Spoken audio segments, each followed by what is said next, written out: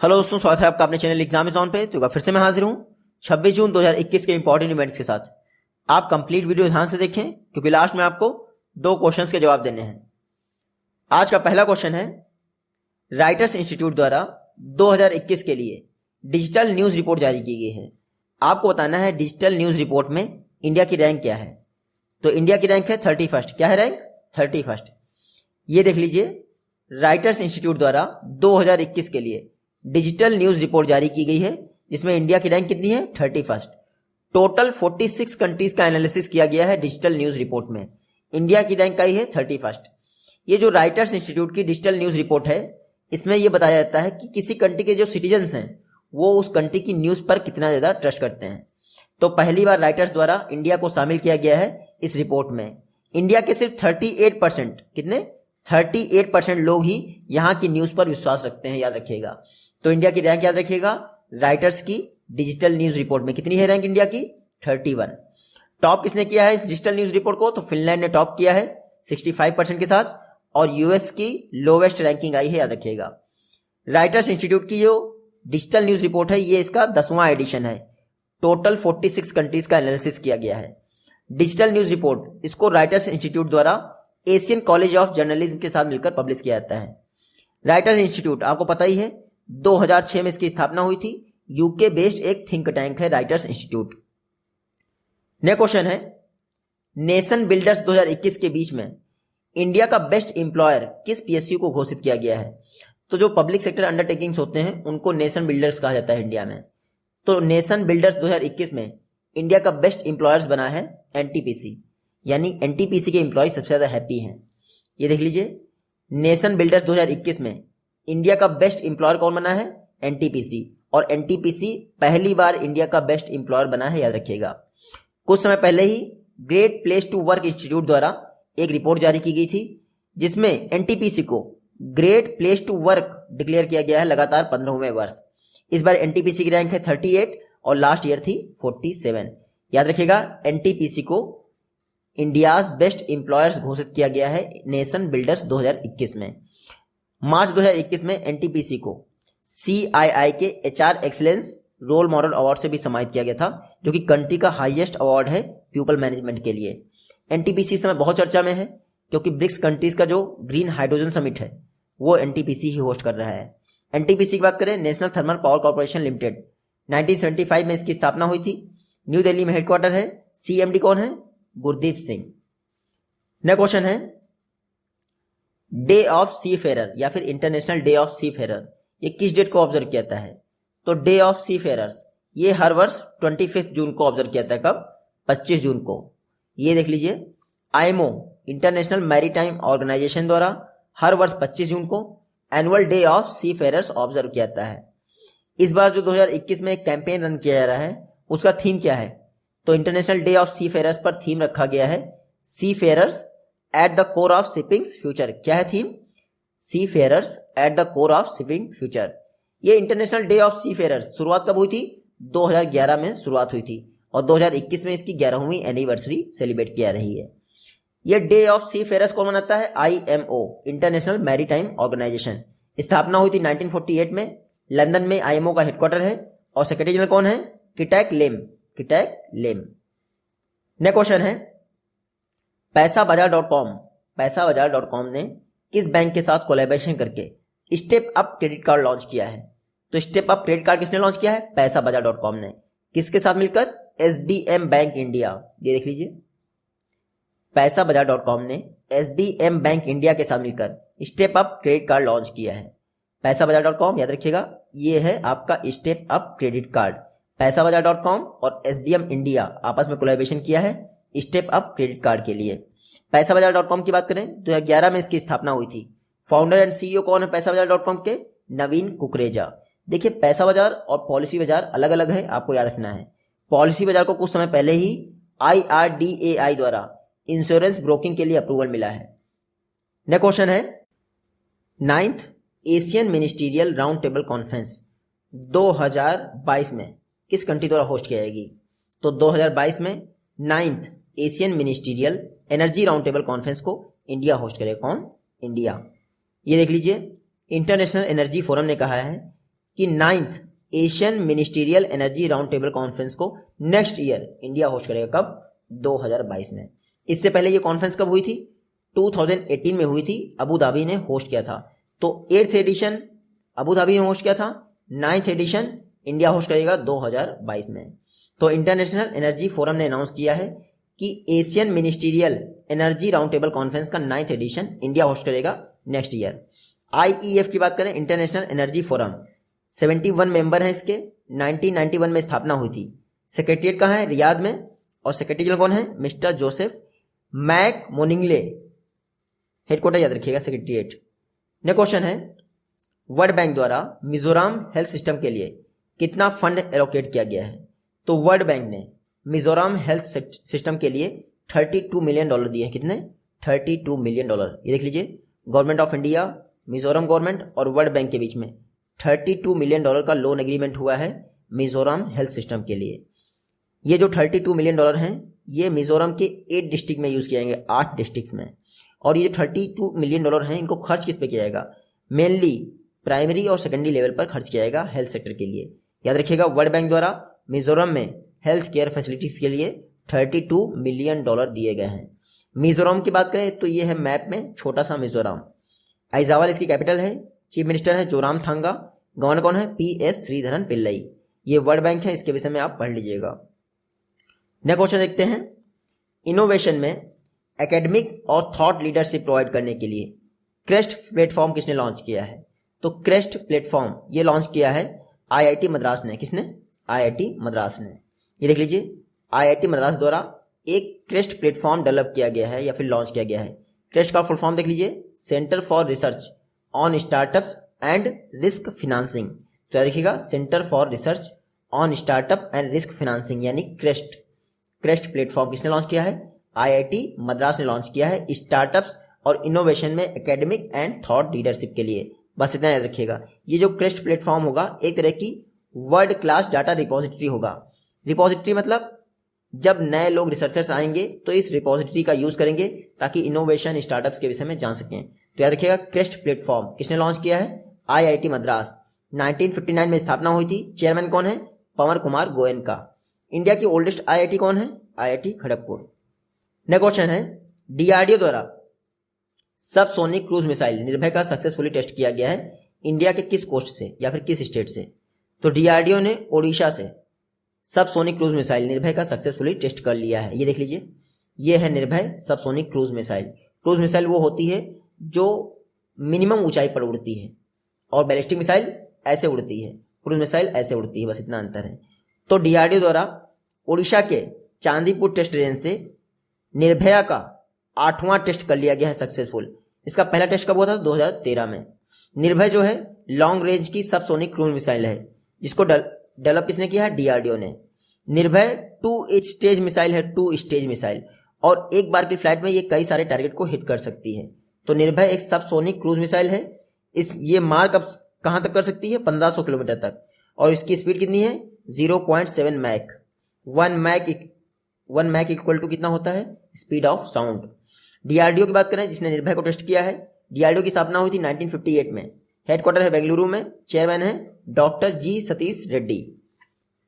Next question है, ISA framework इसके amendment के अफेक्ट में आने के बाद इसको रेटिफाई करने वाली वर्ल्ड की पहली कंट्री कौन बन गई है? तो ISA फ्रेमवर्क इसके अमेंडमेंट के बाद, अस्तित्व में आने के बाद इसको साइन करने वाली वर्ल्ड की पहली कंट्री हो गई है डेनमार्क। आपको पता ही है, इंटरनेशनल सोलर अलायंस, पहले इसमें सिर्फ 121 मेंबर हो सकते थे जो कि कैप्रिकॉन और जो आपकी कर्क रेखा और मकर रेखा है उसके बीच में कंट्रीज आती हैं। लेकिन कुछ समय पहले ही ISA फ्रेमवर्क में संशोधन किया गया था जो कि 8 जनवरी से लागू हो गया। इस संशोधन के तहत अब कोई भी UN मेंबर कंट्री ISA को ज्वाइन कर सकती है। तो डेनमार्क संशोधन इंप्लीमेंट होने के बाद पहली कंट्री हो गई है जिसने ISA फ्रेमवर्क को रेटिफाई कर दिया है। इस समय ISA में 87 मेंबर हो गए हैं, मेरे ख्याल से अब 88 हो गए हैं क्योंकि डेनमार्क ने इसको यूज कर लिया है। ISA की बात करें, इंटरनेशनल सोलर अलायंस, तो पेरिस क्लाइमेट समिट के दौरान यानी COP21 के दौरान ISA की स्थापना हुई थी। इंडिया और फ्रांस ने मिलकर की थी। हेडक्वार्टर है गुरुग्राम में।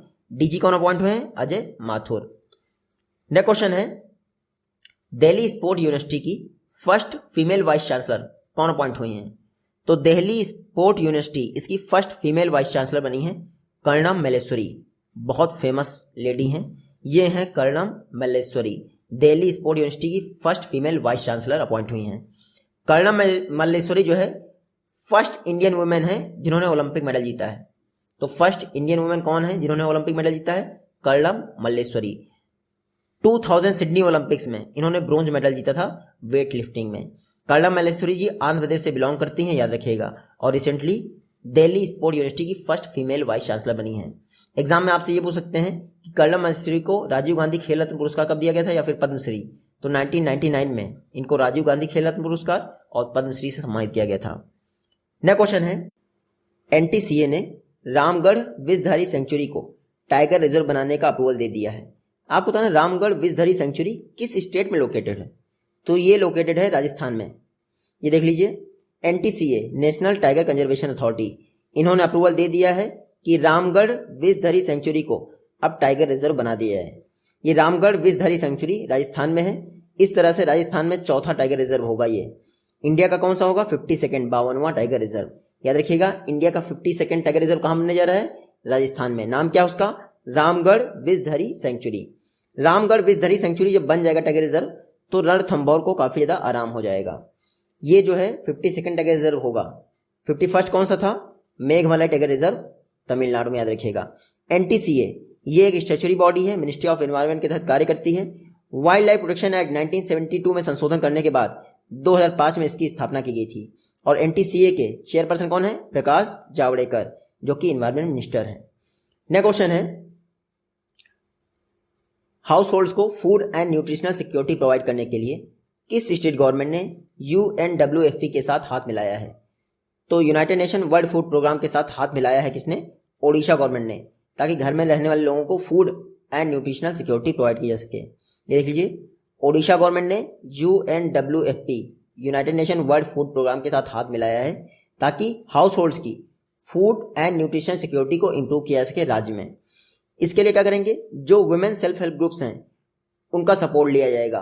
तो याद रखिएगा, ओडिशा गवर्नमेंट और UNWFP ने आपस में कोलैबोरेशन किया है फूड एंड न्यूट्रिशनल सिक्योरिटी के लिए। ये कोलैबोरेशन दिसंबर 2023 तक चलेगा।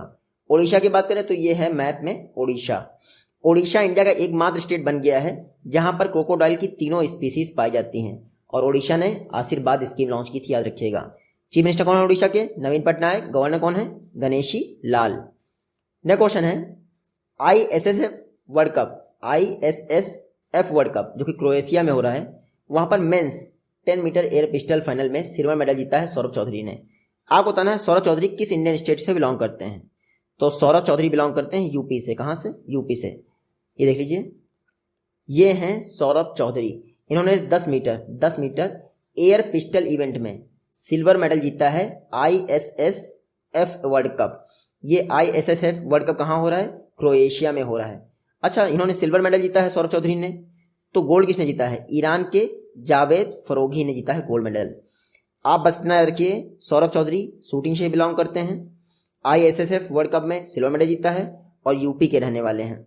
Saurabh Chaudhary youngest gold medallist हैं जिन्होंने 2018 के एशियन गेम्स में गोल्ड मेडल जीता था। ISSF international shooting sport federation 1907 में स्थापना हुई थी। म्यूनिक में इसका हेडक्वार्टर है और प्रेसिडेंट कौन है? Vladimir Lijian. नेक्स्ट क्वेश्चन है, एक बुक है इट्स अ वंडरफुल लाइफ, ये बुक किसने लिखी है? तो इट्स अ वंडरफुल लाइफ ये लिखी है रस्किन बॉन्ड ने। बहुत फेमस इंडियन राइटर हैं रस्किन बॉन्ड, इन्होंने बुक लिखी है इट्स अ वंडरफुल लाइफ। इस बुक को पब्लिश कौन करेगा? अलेफ बुक कंपनी। रस्किन बॉन्ड की बुक याद रखिएगा, it's a wonderful life Ruskin bond की बुक है। एक और बुक है रूम ऑन द रूफ, ये भी रस्किन बॉन्ड की बुक है। और एक तीसरी बुक है जिसके लिए इनको साहित्य अकेडमी अवार्ड मिला था, are trees still grow in Dehra. तो ये 3 बुक नाम याद रखिएगा, are trees still grow in Dehra, room on the roof और इट्स अ वंडरफुल लाइफ, ये रस्किन बॉन्ड्स की बुक है। नेक्स्ट क्वेश्चन है, pay your contact feature recently किस इंडियन बैंक द्वारा इंट्रोड्यूस किया गया है? तो pay your contact feature Kotak Mahindra bank ने इंट्रोड्यूस किया है। आपको पता ही है, आप गूगल पे यूज करते होंगे फ़ोन पे यूज़ करते होंगे उसमें कॉन्टैक्ट यानी फ़ोन नंबर को पे करने का ऑप्शन आता है। तो उसी तरह पे योर कॉन्टैक्ट फीचर किसने इंट्रोड्यूस किया है? कोटक महिंद्रा बैंक ने इंट्रोड्यूस किया है।